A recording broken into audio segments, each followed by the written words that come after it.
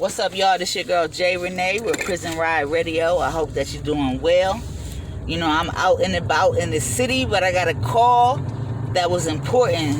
So, you know, I picked up. So please excuse if the sound ain't all the way correct, but we had to go ahead and catch this while it's acting right. I got a brother on the phone that want to talk to you about what's going on with his situation. Hey, bro, how you doing? Hello, Miss J. My name is Dashawn Alexander, 028-5466. I'm currently doing 25 to life, and I wanted to tell you that back in the days when I caught my crime, it was no type of self-defense or no type of justifiable homicide.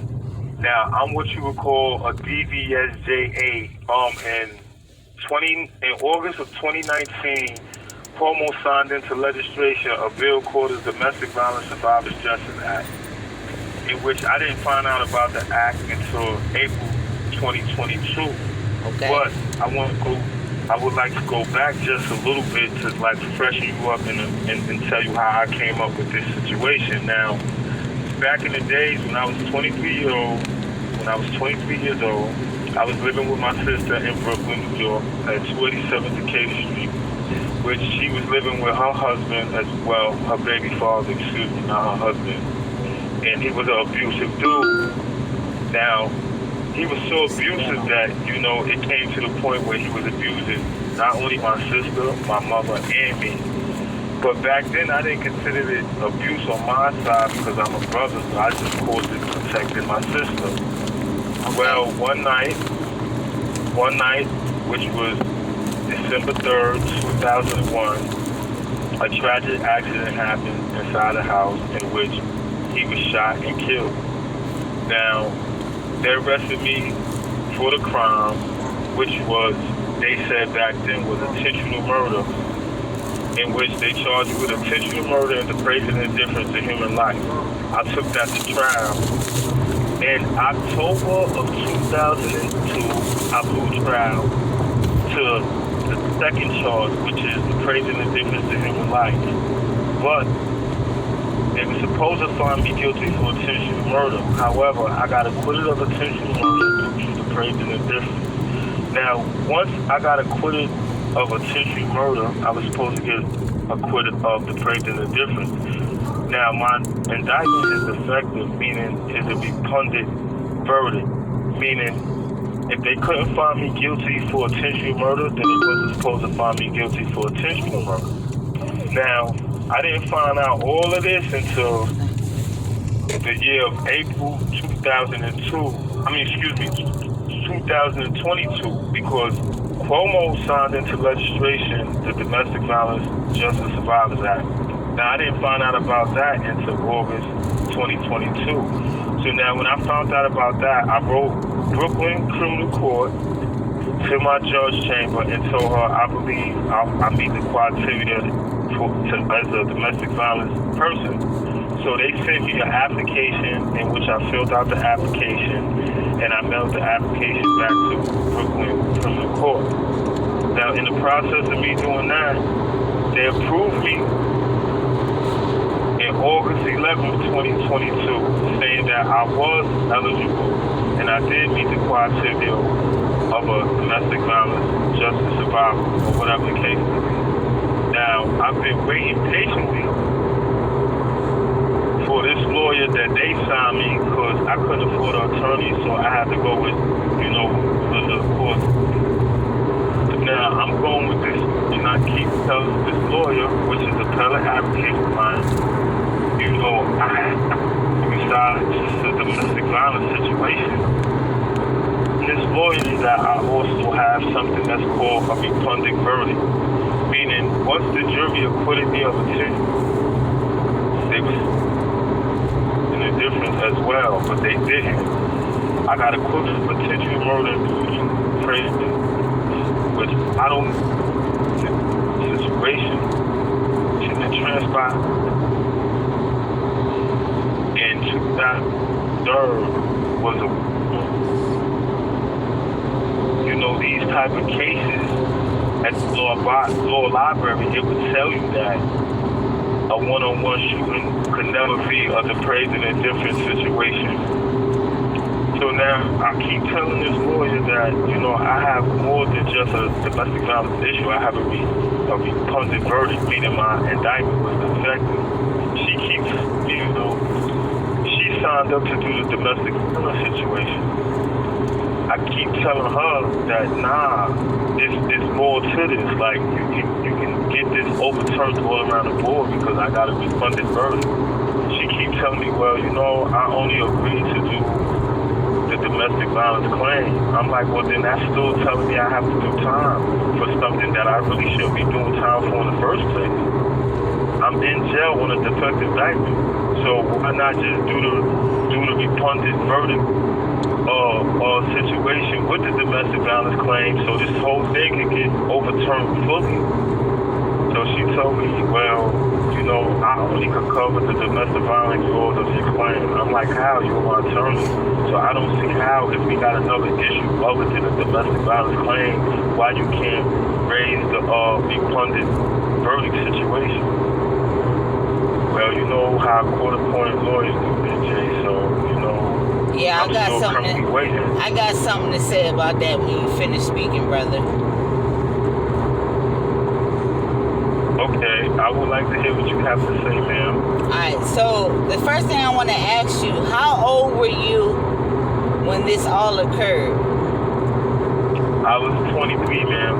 Okay. Now, I'm gonna tell you this, I'm out in the free world. I've done enough of the right stuff to where I'm free, right? In my own family, there was a domestic violence situation. And I was in that. You know what I'm saying? Like, when it's your people and stuff is going on, your people is being hurt and there is danger, there's an element that's there that a lot of people don't consider. Most people are not going to allow their people to be hurt. You know what I mean? And there was a situation, and I say this not only to be transparent, but to try to put perspective in the minds of those that couldn't even fathom being in prison or going to prison or anything like that. Like, I was doing the right thing. I was always on point, but a situation popped up that my people said, we need you, and I pulled up ready for whatever happened. You know what I mean? Right. So people need to keep that in perspective. When your loved one calls you or you're around and something's going on with your loved one, it's in our first mind most of the time to protect and help our loved one. We don't never want to see our loved one hurt. You know what I mean? So I'm saying that to say that, to try to put some things into perspective. And as far as your lawyer now wanting to address everything, this is why I'm not a lawyer. Because I personally couldn't sleep at night knowing that somebody needs some paperwork filed, but they can't afford it. I'm going to file that paperwork. You know what I'm saying? So it sounds to me from, just going off of what you're saying, your lawyer might not have the heart to address those issues, because sometimes people get into law with hidden agendas and not just to do the right thing. Because when you're in that field, everybody's looking, and if they know you to be somebody that stands by the rules, that close a lot of doors for you. And some people are afraid of that. You know what I'm saying? Some people are afraid of that. So that might be going on with her. Well, point-of-point lawyers work for the DA. So, the DA got to cut their check. So, really, they shift and balance what they want to do with you because they really work for the DA. I also have an affidavit for my sister that she wrote, in which is a 6-page letter, and she got it notarized that I would also like to read to you, if you don't mind. Yeah, go ahead. Concerning how this man abusive behavior was. Okay. All right. This is the affidavit of Nakia Alexander. This is my older sister. She said, "Hi, my name is Nakia. I am Dashawn Alexander's older sister. Dashawn is 3 years younger than me, and we grew up together. We originally lived with our mother, but she turned to drugs when we were very young, and quickly became addicted. I ended up taking care of Dashawn a lot when we lived with my mother because she was unable and unreliable. Dashawn and I were back and forth living with our mother and our grandparents at 476A Jefferson Avenue in Brooklyn, New York. And this all started in the mid-'80s because our mother could not care for us as a result of her addiction. Since I was the oldest child, I was often left to look after Dashawn and our other little brother, Dashawn Alexander, who was 12 years younger than me. My grandparents also looked after us as well when we stayed there. While Dashawn and I was living with our grandparents, I met Willie Lee. This is the deceased. This is the man that abused my sister since I was the age of 12. All right, I met Willie Lee, who lived in the same neighborhood. I was 13 years old when I met Willie Lee. He was 16. We started dating quickly as soon as we met. When I was 15 years old, I found out I was pregnant, and Willie was the father of our daughter, Taija. She was born March 1st, 1990. After I got pregnant, I started to stay at Willie's family's house more often. I was also still taking care of my little brother, and I had them with me almost all the time. Rather, I was at Willie's house or at our grandparents' house. When things got out of hand with Willie, I would send my brothers away back to our grandparents. I went back and forth between living with Willie and his family and our grandparents for the next several years, and my brother would frequently visit and sometimes stay over. We never really had stability as we grew up. Our grandmother's house burnt down when I was about 17. She soon got sick with cancer and died. When I was about 18 years old, at that time, I moved in with Willie full-time, and my brothers bounced between staying with us there and with any other family members who would care for them. After Taija was born, Willie started to get violent and abusive towards me. Whenever I would try to hang out with my friends, or they would come to see me, he would hit me, or he would tell me to stay in the house and not meet with my friends. He was a narcissist, and he was dealing with a mental health issue and started having nervous breakdowns. Willie's family took him to see doctors for his mental health issues, but he refused to take his medication regularly because he was in denial. One time, his family sent him away for a month because they were tired of us fighting in the house. Willie often gave me black eyes when he was jealous about me having my old friends. He would beat me up and tell my friends I was not home because he did not want them to see my injuries. One time he broke my eye socket and I had to go to the hospital. When things got drastic, I would go and stay with my family on Staten Island, but I would always end up back in Brooklyn because of my brothers. Willie hit me in front of Dashawn. That's me. I'm the one that's in jail doing 25 to life now for this situation. Many times. Dashawn also saw many of my injuries because he frequently saw me. We frequently seen each other during the times he was staying with me or with someone else. My brother and I all had our own relationship with Willie. When Willie jumped on me, Dashawn would always get involved. He felt like he had to protect me just like I felt I had to protect him. On one occasion, I saw Willie throw Dashawn down on his head when Dashawn was around 12 years old. Willie hated the fact that Dashawn cared about me. As the years went on, Willie's violence towards me and Dashawn increased.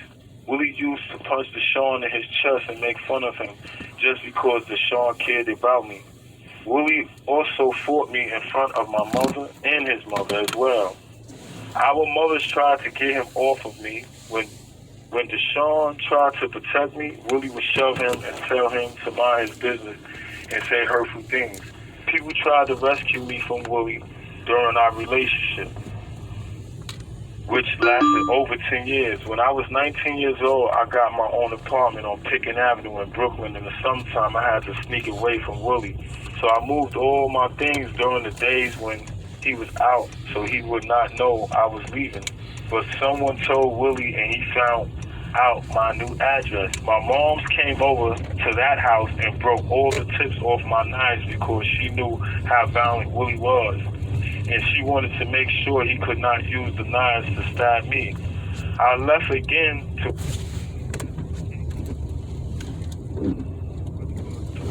a better neighborhood for my child. But Willie followed me again to this new apartment. Dashawn knew how Willie was and that he would come and stay with me wherever I lived, unwanted or wanted. Dashawn was living with me at 287 Decatur with his wife, who was pregnant, and her 7-year-old child. At the time of Willie's death, his wife and child were not present on the night of the incident. Willie was verbally abusive in front of Dashawn's wife and child. He was physically violent with me in front of my daughter, Taisha. Willie's parents also lived 5 blocks away, and Willie came and went from my apartment as he pleased. He kept clothes and other personal items at my apartment, and he was there almost every day. The front door of my house was never locked, so he could always get in my house to my apartment. He also would bang on the door until someone let him in. If no one let him in, he would kick the door in. A few days before the tragic night of Willie's death, I had signed him out of Woodhull Hospital.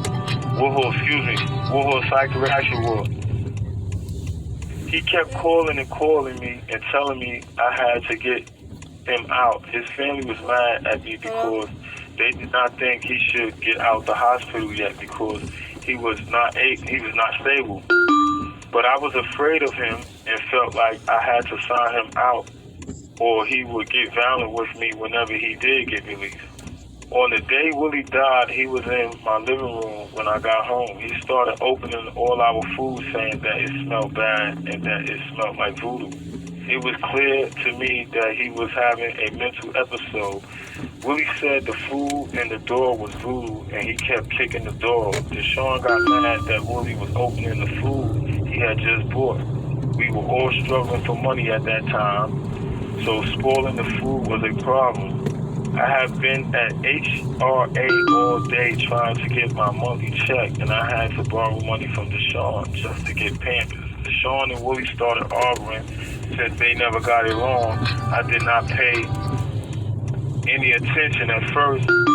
I told them to take it downstairs because the landlady was tired of the ruckus in my apartment. She was threatening to kick me out already because of the noises Willie made when he began to beat me or attack my little brother.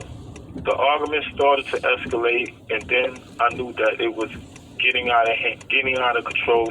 Willie was getting more and more upset, and I told them to go outside. I was holding Fiance, which is my second niece, by him, and Ty just went to her room and hid because of the noise. Because of the noise of the fight. I believe that Dashawn felt that all our lives was in danger that night because Willie was acting so paranoid and aggressive. And that's the end of her affidavit she just wrote for me pertaining to what the lawyer is trying to do on the domestic violence claim that she's trying to put in for me to get me a time reduction. Now she's trying to give me a time reduction, which I already served 23 years. Miss J. So I'm saying a time reduction is like ludicrous if you ask me, because I already served 23 years on 25 to life. So I'm asking her not only to do the actual claim for the resentencing, but also to submit the repugnant verdict situation, which the indictment is defective, and I could prove the indictment is defective. Because once you find a person not guilty for the top charge, he's supposed to automatically get found not guilty for the lesser included charge. And that's law? And that's law, man. And you could look it up. I could give you a case to show you. It's Peoples versus Tucker. It's Peoples versus Tucker. Okay, it's Peoples versus Tucker, 55 New York 2nd Department, 1981. This is right here. It's Peoples versus Tucker, 55 NY, 2nd Department. Oh, 2nd Department 1981. Excuse me. Okay. And this is law. It's called a repugnant verdict standard. It's the leading case on repugnant verdicts. Okay. People versus Tucker 55, New York, 2nd Department 1, 1981. That's not a half an hour. That's not a half an hour. Okay. I'm telling you, it's not a half an hour though, Seal. I'ma get more versed on that so I can talk about it and break it down for people to understand. Again, I want to let the people know right quick that I am in motion, but this was important to record. So you're going to hear all kind of beeps and phone rings. Ignore that. You know what I mean? Y'all know y'all know what's going on. You know what I mean? We out here. So we trying to make sure we get this documented, because I don't know when this brother be able to call. Where he at, the phone system is crazy as hell. It be chopped up. This the clearest I ever heard him. So we had to make sure we got this documented. So let me ask you. Thank you. Oh, for sure. Do you have legal representation right now? Well, I have legal representation, but I don't like the legal representation that's been awarded to me from the courts. So I'm asking anybody to please help me or contact Miss J. Renee or me, Dashawn Alexander, 0285466. And my Instagram page is the Black Justice League, so you can reach me through that as well. And I have to go right now because the officer has to give somebody else a phone call. But Miss J. Renee, thank you. God bless. Get home safe. And I hope you get to your destination safe with your nieces and nephews. And thank you for everybody who listens to me tonight. Good night. And I'll call you back some other time, but I really have to go right now, Miss J. All right, bro. Handle your business. Thank you. Love you, Miss J. Love you too, bro. Keep your head. Know that.